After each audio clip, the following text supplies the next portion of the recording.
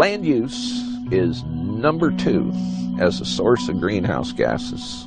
If you're really interested in doing something about climate, let's go to land use.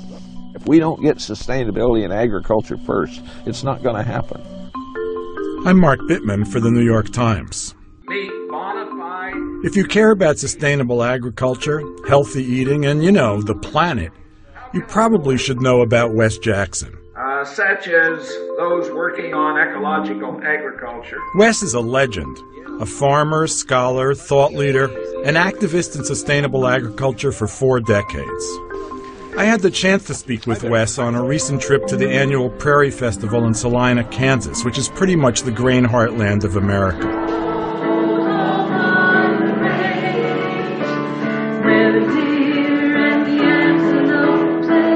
Wes established and still runs the Land Institute, where ecologists and agro-researchers work on changing the way we grow grains.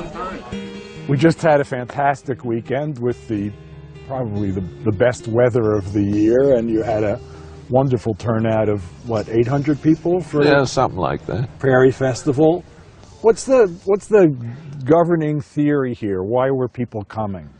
Well, it's a celebration of the prairie ecosystem and an opportunity to think through with some scholars from here and there that are interested in the general idea of a sustainable sunshine future featuring agriculture.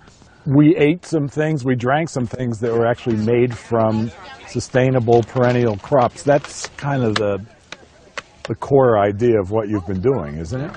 What we're doing is perennializing some major crops and domesticating some wild, promising species. And, and looking around, essentially all of nature's ecosystems are perennial polycultures.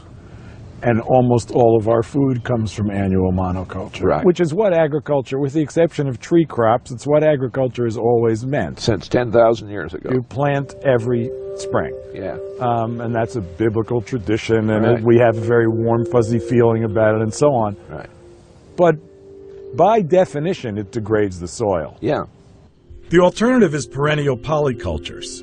Farmers would not have to tear up their land every year, and multiple crops grown simultaneously keep nutrients in the soil, erosion minimized, and pests and diseases at bay. Not only that, the whole system would be far less dependent on chemical fertilizers and pesticides. And the crop that has shown potential to do all that is a relative of wheat called kernza. Kernza is wheatgrass? Kernza is intermediate wheatgrass, but selected for higher yield and grain attributes. People are ready to get going with kernza. It has gluten, but not the gluten complement that will make bread rise.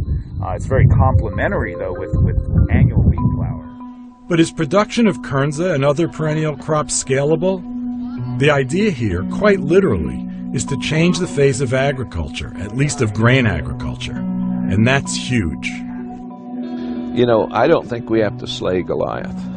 I think we have to, and the Goliath is the industrial agriculture Goliath. All we have to do is quit using so much fertilizer. Farmers just want to make a profit. And if they see they can lower their input costs, they'll do it.